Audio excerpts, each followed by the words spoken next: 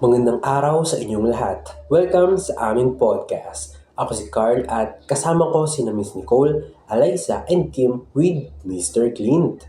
Ngayon, pag-uusapan natin ang isang napakaseryoso at napapanahong issue. Ano ito? Ang digmaan. Sa recent events nitong 2026, nagkaroon ng malawakang airstrikes ang US kasama ang Israel laban sa Iran. Nagresulta sa malaking escalation ng conflict. Bilang mga student ng ethics, tungkulin nating suriin kung ang mga ganitong sitwasyon ba ay dumaan sa tamang katwiran o dala lang ng bugso ng kapangyarihan. Specifically, titingnan natin itong mainit na tensyon sa pagitan ng United States at Iran ngayong 2026. Sa mga balita nga ay nakita natin ang palitan ng airstrikes at missiles attacks na kumalat na rin sa mga base sa Middle East. At hindi lang ito basta usapang crisis, di ba? It's a humanitarian crisis. Libo-libong inosenteng sibilyan ang naiipit sa giyera. Kaya ang tanong natin ngayong episode, sa gitna ng geopolitical power plays na ito, nasaan ang moralidad? Is war ever truly just? O sadyang mali lang talaga ito? Susuriin natin ito gamit ang modern moral perspectives at ang natural law theory. Simulan natin sa utilitarianism. When we say utilitarianism, di ba dito ang basta ng tamay kung ano nagdudulot ng greatest good for the greatest number. Sa side ng US, may argumento na justified ang pag-atake ng US kung ang goal nito ay pigilan ang nuclear threats o mas malaking danger para sa global security. Pero kung titingnan natin ang aktwal na nangyayari, maraming civilian casualties at destruction. Halimbawa, sa unang mga strike pa lang, may mga namatay na hindi naman involved sa military operations. So ang tanong, kung mas marami ang nasasaktan kaysa natutulungan, masasabi pa bang greatest good ito? Kaya papasok diyan ng human rights perspective na mas malinaw ang stance. Ang war ay generally mali dahil nilalabag nito ang karapatan ng tao. Dito, hindi pwedeng isacrifice ang buhay ng iilan para sa security ng marami. Ang right to life ay universal. In the US-Iran conflict, every time a civilian infrastructure is hit, it's a direct violation of human rights. Dagdag ko lang din yung relativism. Dito, depende sa kinatatayuan mo. Para sa US, self-defense ito. Pero para sa mga taga-Iran, foreign aggression.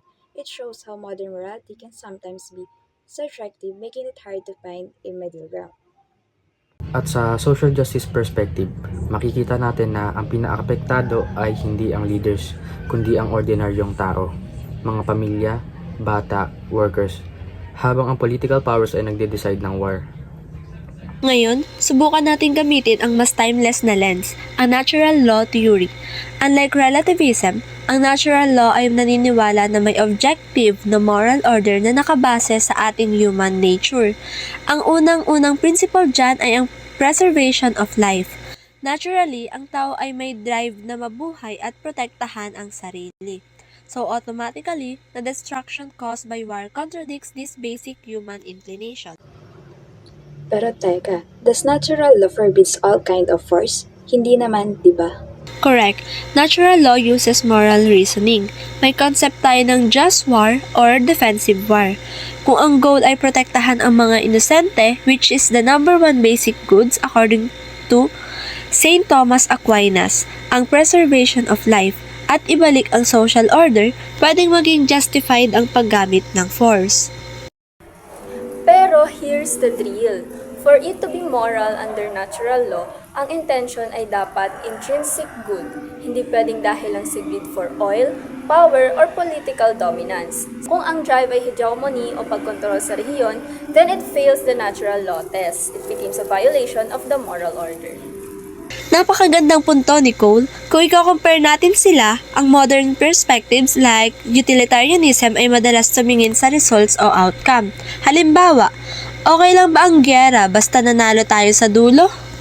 Samantalang, ang natural law ay mas tinitingnan ang nature ng action at ang intention. Hindi pwedeng the end justifies the means. May tension talaga dito. In the US-Iran context, modern states often prioritize national interests, which indicates an utilitarian move.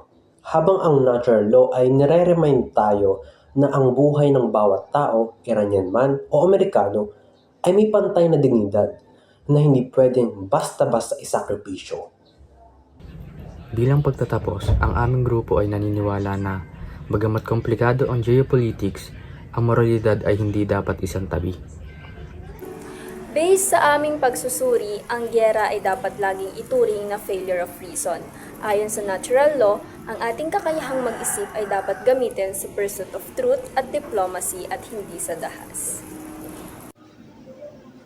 Ang US-Iran conflict ay isang paalala na sa modernong mundo, mas kailangan ng pagkilala sa human rights at moral law kaysa sa mga armas.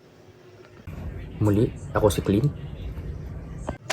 Ako si Kim Raisa A. Constantino. At ako naman si Nicole Lerado. Ako si Eliza. At ako si Carl. Salamat sa pakikinig sa aming podcast. Magandang araw sa inyong lahat.